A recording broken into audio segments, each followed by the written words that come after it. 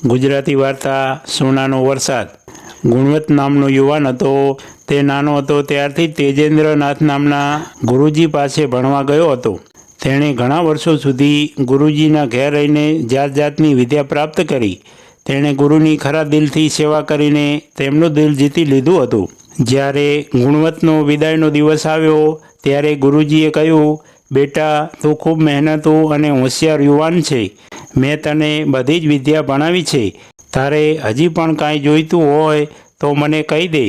ગુણવંતે કહ્યું, ગુરુજી, આપની પાસે એક વિદ્યા એવી છે કે જે આપે મને શીખવી નથી। સોનાના સિક્કાઓનો આકાશમાંથી વરસાદ પડે તે મંત્રો આપે મને શીખવ્યા નથી।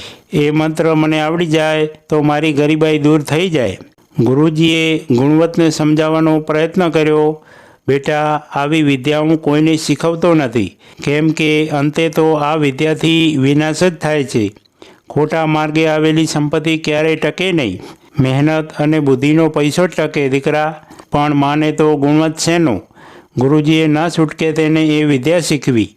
તેજેન્દ્રનાથે કહ્યું, બેટા, આકાશમાં જ્યારે સ્વાતિ નક્ષત્ર હોય ત્યારે જ આ મંત્રનો ઉપયોગ કરજે।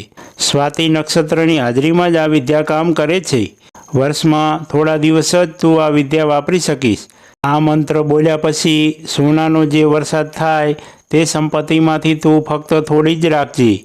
બાકીની સંપત્તિનો ઉપયોગ ગરીબોના ભલા માટે કરજે। ગુણવંતે ગુરુજીની વાત સાંભળી ન સાંભળીને ચાલી નીકળ્યો। એ તો ખૂબ જ ખુશ હતો। સોનાના સિક્કાઓનો વરસાદ પાડી શકે તેવી વિદ્યા હવે તેને આવડતી હતી। બીજું શું જોઈએ?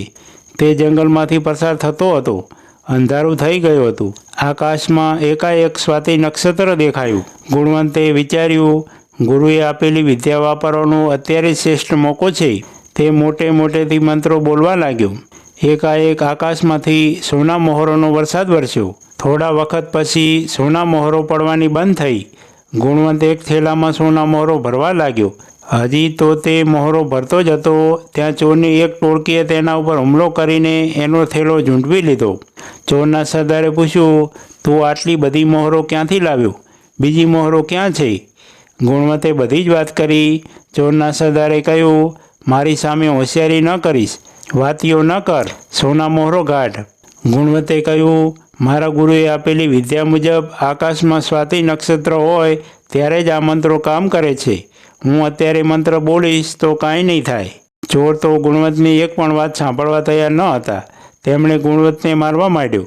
બધા ચોરે ભેગા થઈને એને એવો માર્યો કે ગુણવંત ત્યાં જ મરી ગયો। પછી તો એ સોના મોહરો માટે બધા ચોર પણ અંદર અંદર ઝઘડી પડ્યા।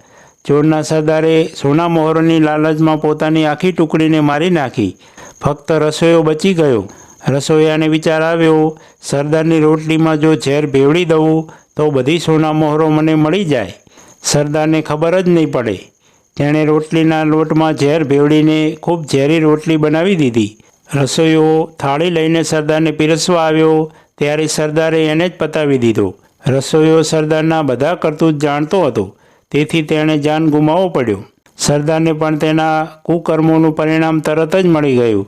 રોટલી ખાતા જ તેને ઝેર ચડ્યું અને તરત જ તે મરી ગયો।